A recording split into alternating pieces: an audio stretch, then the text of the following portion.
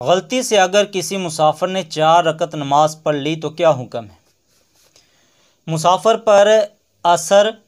ज़ोहर, असर और इशा ये 4 के बजाय शरीयत ने 2 फ़र्ज़ उस पर वाजिब किए हैं। लिहाजा मुसाफिर पर पूरी नमाज नहीं बल्कि कसर उस पर वाजिब है। अगर किसी ने 2 रकत के बजाय 4 रकात नमाज पढ़े और भूले से उसने 2 रकत के बजाय 4 रकत नमाज पढ़ ली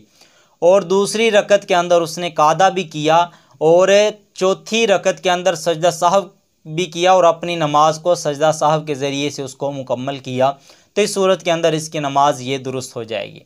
लेकिन अगर किसी ने 2 रकत के बजाय, मुसाफिर ने 2 रकत के बजाय 4 रकत नमाज पढ़ी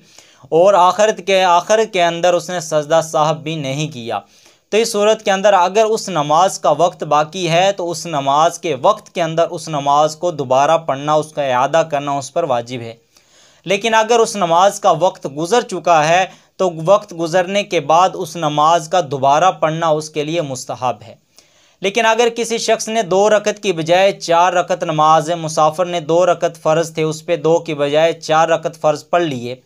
और दूसरी रकत के अंदर उसने कादा भी नहीं किया, दूसरी रकत के बाद तीसरी रकत के लिए खड़ा हो गया, तहियात उसने नहीं पढ़ा,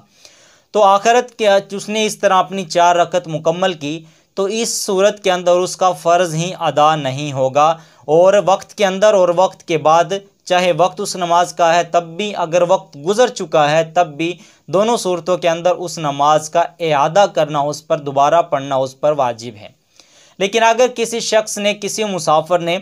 2 फ़र्ज़ के बजाय 4 फ़र्ज़ जानबूझकर उसने पढ़े, तो इस सूरत के अंदर उसका फ़र्ज़ तो अदा हो जाएगा, लेकिन शरीयत के हुक्म के ख़िलाफ़ वर्जी करने की वजह से वो शख्स गुनहगार होगा। इसलिए कि शरीयत ने मुसाफिर को रुख्सत अता की है, वो ये है कि 4 फ़र्ज़, ज़ोहर, असर और इशा के 4 फ़र्ज़, उस पर 2 फ़र्ज़ लाजिम किए हैं। इसलिए शरीयत के हुक्म की ख़िलाफ़ वर्जी करने की वजह से ये शख्स गुनहगार होगा।